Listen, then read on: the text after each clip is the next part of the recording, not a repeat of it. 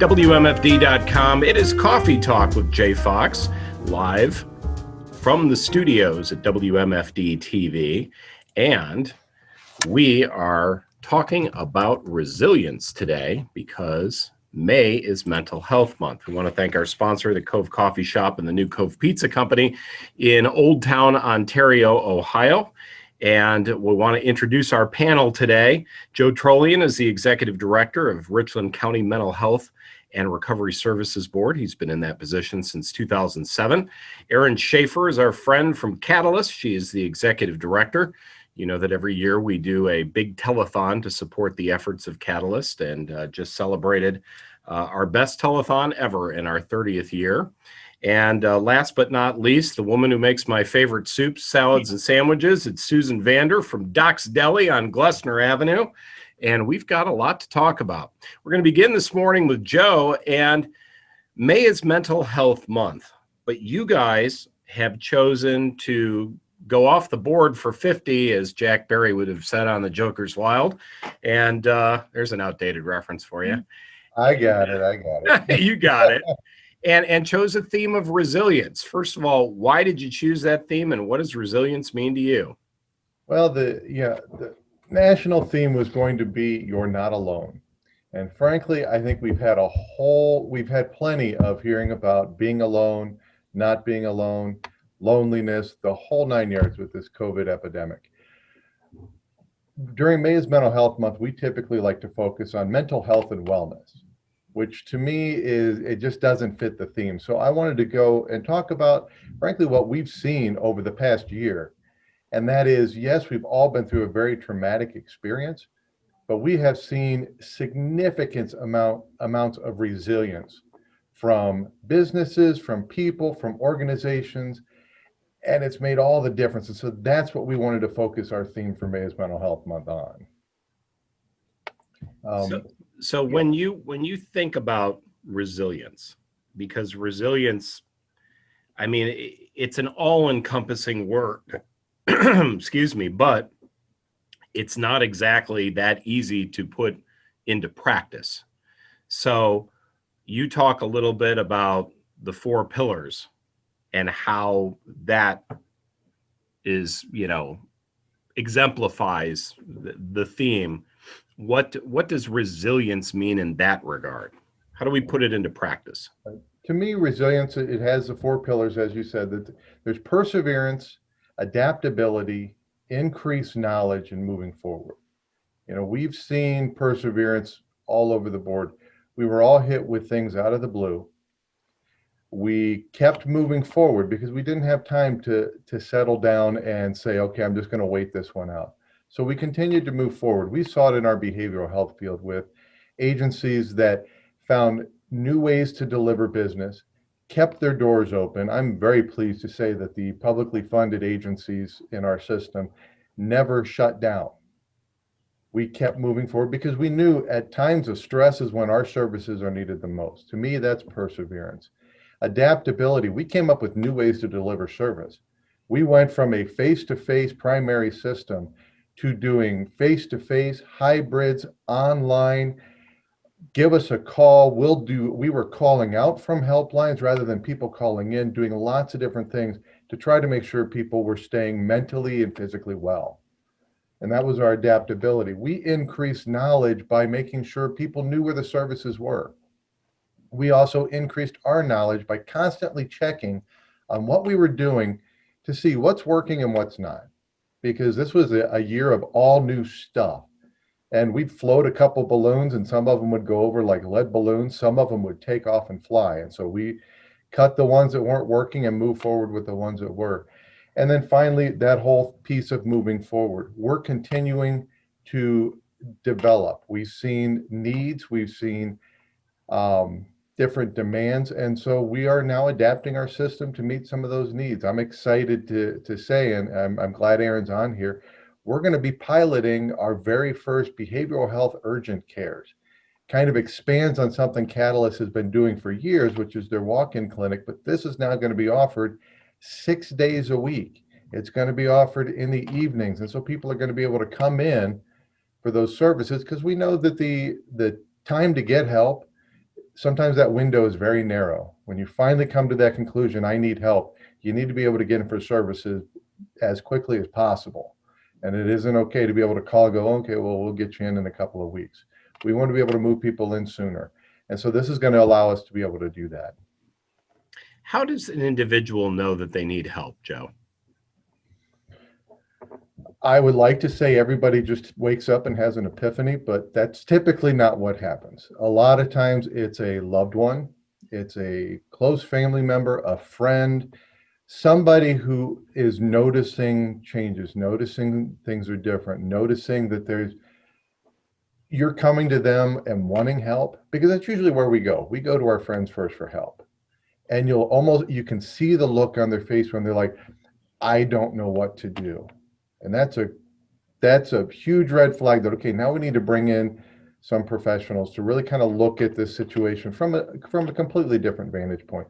There are people who will wake up one day and go, you know what, my life has become unmanageable, I'm calling in for help. Sometimes it takes a judge to tell them that. Sometimes it takes a grandma who says, you are not coming over here anymore, and bringing that stuff with you. There's lots of different inroads, and we've embraced in this county every road to recovery. We don't think there's just one straight path that gets you in. And so we try to make sure as many doors are open. Erin, when we talk about what this past year plus 14, 15 months has meant, we have seen a dramatic rise in substance abuse. To what degree has that taxed the Catalyst system, and what are you doing with regard to the programs that involve withdrawal management and the stuff that's happening with the crisis stabilization unit? So it's kind of a double-edged sword, right? Because we're in the midst of a pandemic. And so as a result of that, then we have to manage and mitigate risk at the same time. So we have buildings, which are a great resource, but then they also present risk when you're talking about bringing people together who are not from the same household. So we've had to really work creatively to figure out how to navigate that across all of our systems. And as far as withdrawal management and our New Beginnings residential treatment facilities, I really have to give credit to Elaine Serber, our director of AOD programs, my colleague, my fellow executive vice president, because she has done a tremendous job in working with the staff and with all of our levels of care to make sure that we are helping people figure out where they fit and making sure that we're meeting the needs of people, so that if they aren't able to get into a certain level of care at a certain time, that they at least are able to get into some level of care, that we aren't leaving people hanging. So even though we've had to kind of cap the limits of the amount of people we can have in the buildings at one time, we have still been able to make sure that we're having admissions regularly.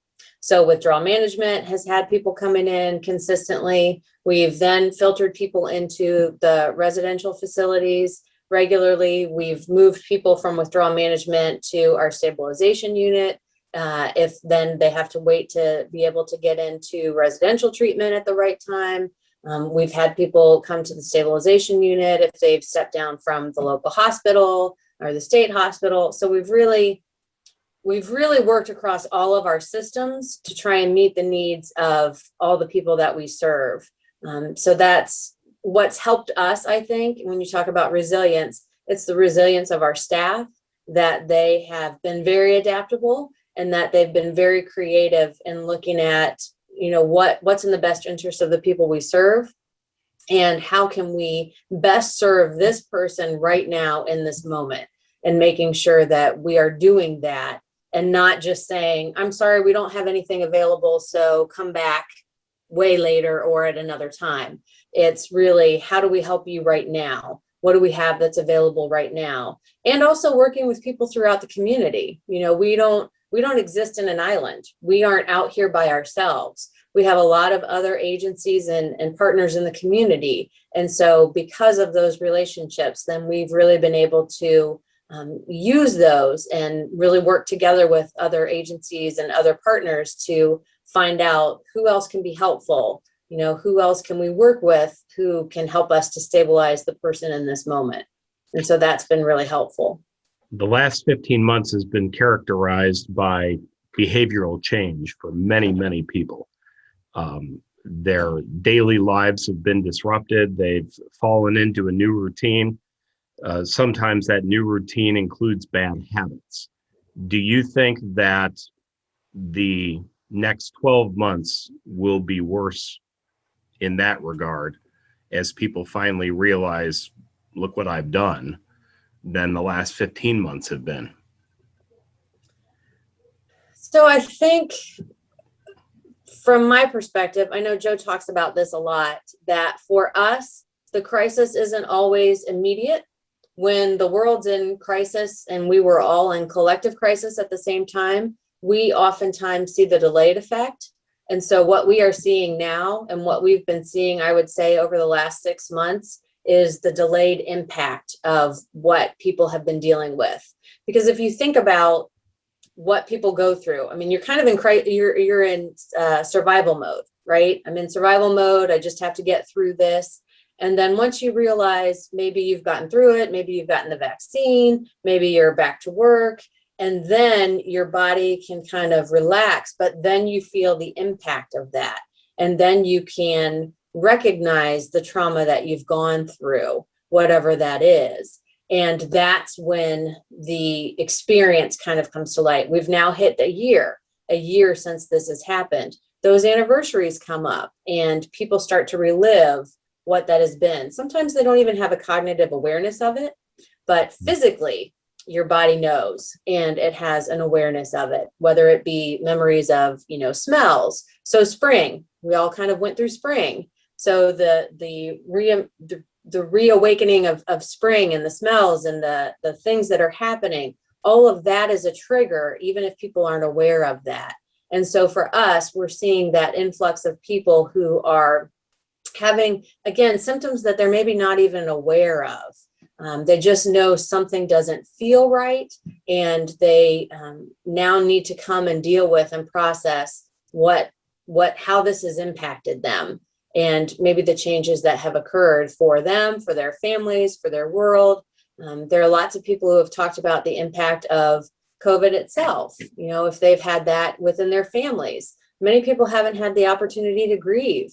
And so being able to come in and have a space to process that, where they now can, whereas maybe before they weren't able to. So that's what we're starting to see, is just having space for people to be able to process what's occurred, whereas there really hasn't been time to do that before.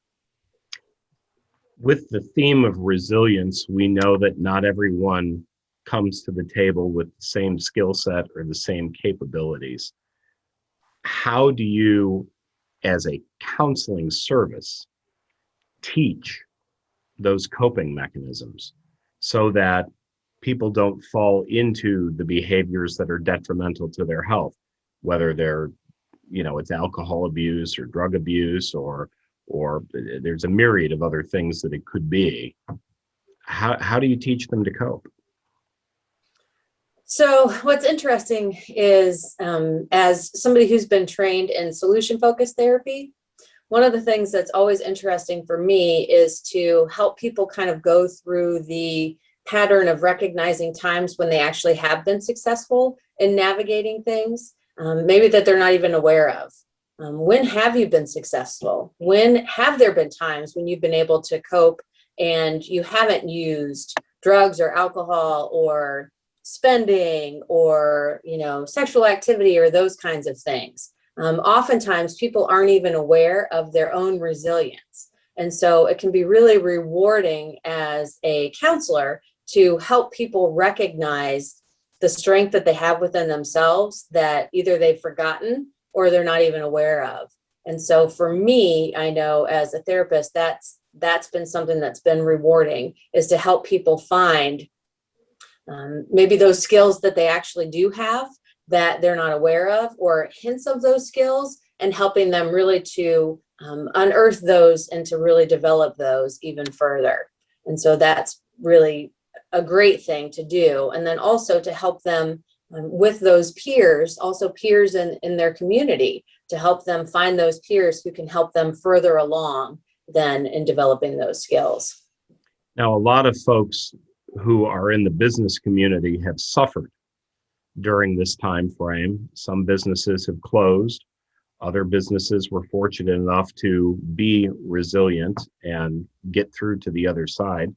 Susan Vander owns Doc's Deli. You guys are now in your 14th year. You rely on traffic to your business in order to sell your products and make a profit. How did you cope with the transition as a locally owned and operated business? So in the beginning, when we weren't allowed to have people come inside at all, we're lucky enough to have these great old windows on either side of our front door, and we turned one of them into a pickup window. So people could come to the window and pick up their order that they may have called in or faxed in. And then we also had our point of sale system there, so they could just pay for it right there. So they didn't have to come inside. We were already set up for takeout and delivery, so that wasn't outside of our wheelhouse. We did a lot more delivery. We delivered to businesses locally, so we did a lot of that. We did have to have our business closed altogether as far as letting people inside for a few months. So I talked to the staff in the beginning, and we decided collectively that we wanted to stay open, because we also serve a lot of the first responders at the hospital. So we donated some meals to them. We donated some meals to firefighters and daycare centers. So it gave us something to do. It helped me keep the staff on the payroll. Then we also decided, since we weren't allowed to have people inside, we did a little redecorating of the eating space at the deli in the lobby. So I kept people on the payroll by doing those sorts of things. And then eventually we were allowed to let people come in and pick up their orders. And then as things kind of progressed a little bit through COVID, we still can't have people sitting inside because it's so small, but we are able to offer outdoor seating now that the weather's nicer. We've had that ever since we opened. And then the delivery service. And also during the time that I wasn't working quite as much, I developed an online ordering system, which we had been talking about for a while. So that's really helped too. It's helped people, they don't have to call in, they can just place their orders from our website. So now you are an individual who has been involved in coaching other businesses and providing information and guidance. How many businesses do you know of that did not make it? I honestly don't know how many businesses. I try to keep my eye on the restaurants. I think there were one or two that I'm aware of that have closed. I'm sure there's probably more. I feel like most people sort of did what we did. We just adapted along the way to whatever services we were already offering. I think some people set up little, maybe just like during the evening, set up a little pop-up thing where people could come and pick up orders, or maybe some home deliveries. We did incorporate home delivery into our services in the beginning, but we don't do that anymore. So I don't really know the answer to that question 100% as far as businesses that I know that have closed. I'm sure they're out there because it's been super hard. Did you find that you had to, as an employer of people, become a surrogate mother or counselor to your employees during this time? Was there despondency among the employees, or were they just grateful to keep their jobs? I think they were grateful to keep their jobs. They're the ones that decided in the beginning that they wanted to keep on working. So I think that helps when you have something to do, something that's kind of normal. Of course, we did have to talk all along the way and change things. And, I think we all struggled from time to time, but I have a great team and I feel very fortunate that we all feel close and that we all talk. So I think that's super important, just to keep the lines of communication open. And if you notice someone having a bad day, you're like, what's going on? So there have been some tears, no doubt, but I think everybody's experienced that. So keeping the conversation going is important. And as we move into the summer months and we start to have events and activities again, it's time to, as Joe would say, expand our bubble. Joe, what does expanding the bubble mean?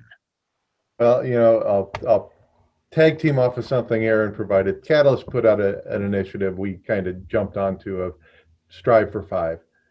Right when they initially started, we were encouraging people just make contact with 5 people a day, because one of the worst phrases that came out of this, and it was done at such a nauseating amount, was the term social distance.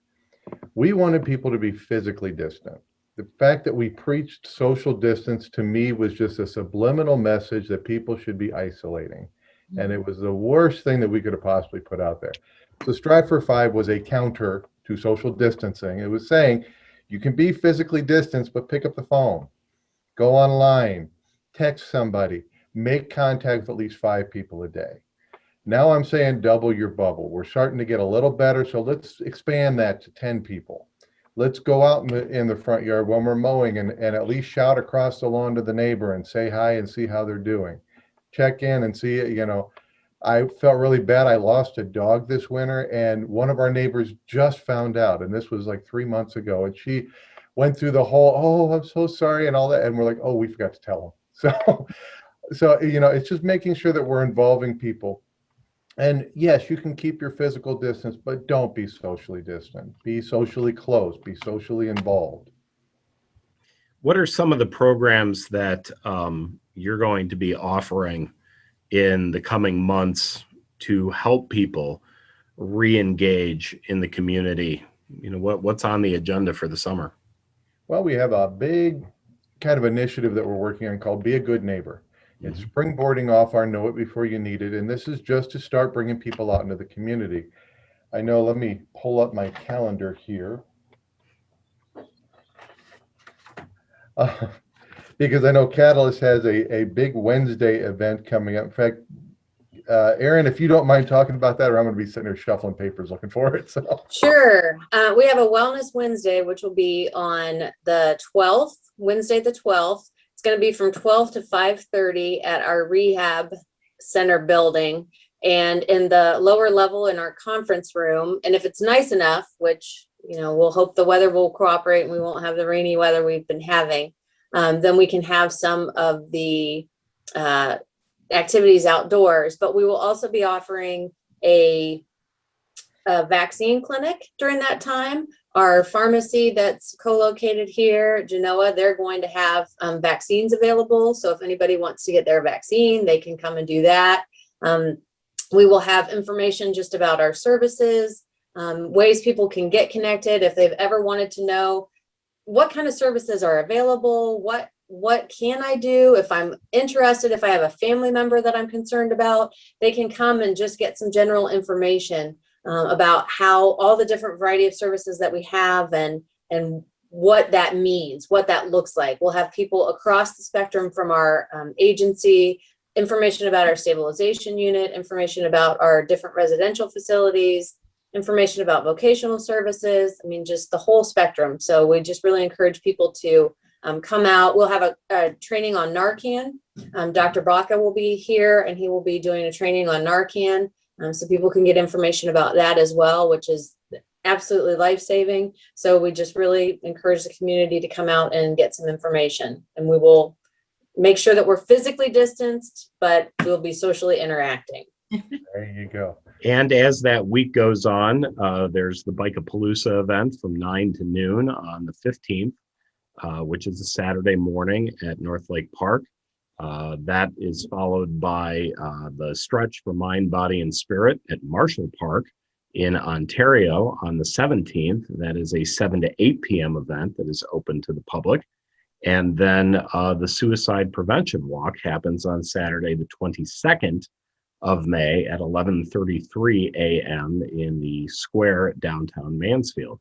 So as May is Mental Health Month, there are a lot of events that you can participate in or at least be aware of. Absolutely. And I really encourage people as we move through the summer months. This is our time in this part of the country. When we do all of our fairs, we have gatherings, take advantage of those. We are all conscious enough and aware enough to be safe. Be safe, but be social and get out and enjoy some of these events.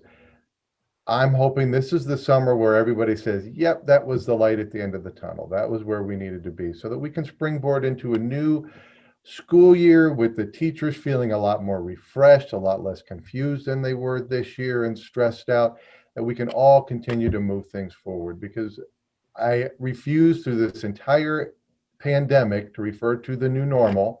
And I'm going to continue to do that, because this is not going to be a new normal. We're going to get back to the things we liked. The newness are those pieces that we learned during this pandemic that has made us resilient, that we'll keep and be able to apply that to the next trauma that comes down the road, because life's full of trauma. But if you're resilient, you're able to handle it better each time. Absolutely. So, Susan, if folks want to order online and pick up, what is the website that they can order for Doc's Deli? It's docsdelimansfield.com, and you'll see the online ordering button right at the top of the page. And what is the best way to begin the process of obtaining services from Catalyst? CatalystLifeServices.org.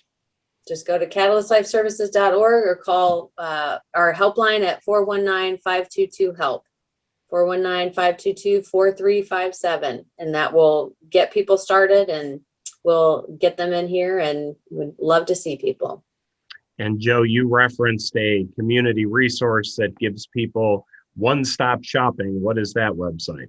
If you go to www.knowitbeforeyouneedit.com, and that's know it, the letter B, the number 4, the letter U, needit.com. You can get a link to every one of our activities from that point. Fantastic. I want to thank our guests for being on the program today. Susan Vander is the owner of Doc's Deli. Erin Schaefer is the executive director of Catalyst Life Services. And of course, Joe Trolian, the executive director of the Richland County Mental Health and Recovery Services Board.